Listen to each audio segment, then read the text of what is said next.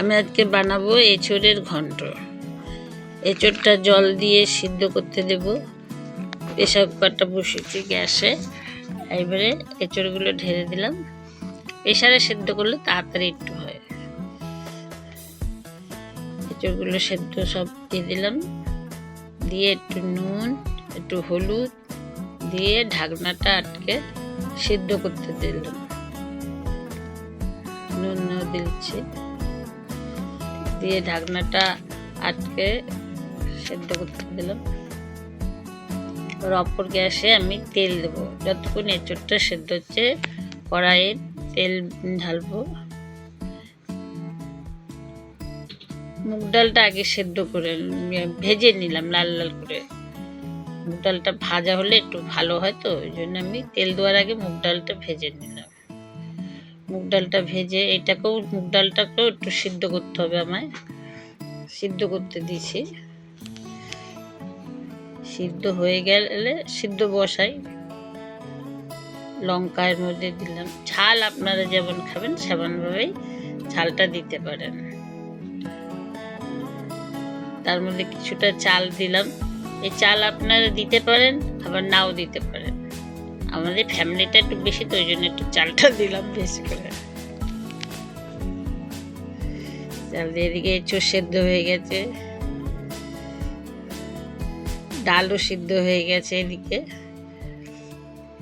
ডালটা নামিয়ে একটা পাত্রে রেখে দিতে হবে। ঢেলে আলাদাভাবে রেখে দিলাম। এবার কড়াইতে তেল দিচ্ছি। তেল দিয়ে এর মধ্যে সাদা জিরে, তেজপাতা, সাদা জিরে দিলাম, তেজপাতা, শুকনো লঙ্কা আর গোটা গরম মশলা দিয়ে একটু ভেজে নিলাম। তারপরে সেদ্ধ করা এঁচোড়গুলোর মধ্যে ঢেলে দিলাম। ঢেলে দিয়ে এঁচোড়টাকে একটু তেলের মধ্যে ভাজা ভাজা মতো করে নুন হলুদ দিয়ে একটু ভাজা ভাজা মতো করে নিতে হবে।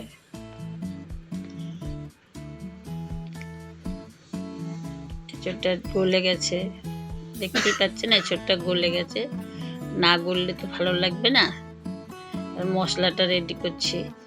আমাদের যেহেতু এটা নিরামিষ, আজকে আমাদের নিরামিষ আছে বলে নিরামিষ বানাচ্ছি। আপনারা পেঁয়াজ না দিলেও রসুন এসব দিতে পারেন। মশলাটা করে নিচ্ছি। করে নিয়ে এই এঁচোড়টাকে ভালো করে মশলা দিয়ে কষতে হবে।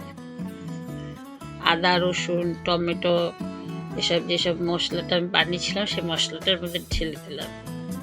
জিরের গুঁড়ো, লঙ্কার গুঁড়ো, একটু নুন, চিনি। নুন দিয়ে আগে ভেজে নিই, চিনিটা লাস্টের দিকে। একটু গরম মশলা গুঁড়ো দিয়ে একটু কষা কষার মতন এঁচোড়টা রান্না করে নিতে হবে। নোয়া হয়ে গেলে সিদ্ধ করা ডালটা আমি ঢেলে দিলাম। দিয়ে একটু ভালো করে নেড়ে চেড়ে ফুটাতে দিতে হবে।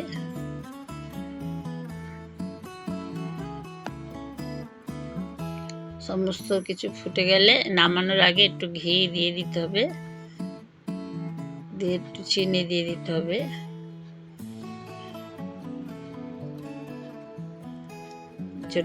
আমার মোচার ঘন্ট রেডি। আমার তৈরি হয়ে গেল মোচার ঘন্ট। খেয়ে দেখবেন আপনারা কেমন লাগে। ভালো লাগলে আমার মেয়ে খাচ্ছে, তাকে বলেছি একটু খেয়ে দেখতে কেমন লাগছে।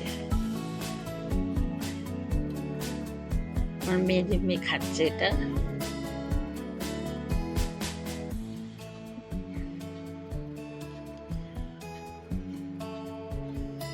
খাচ্ছে, ও বলছে মা ভালো লাগছে।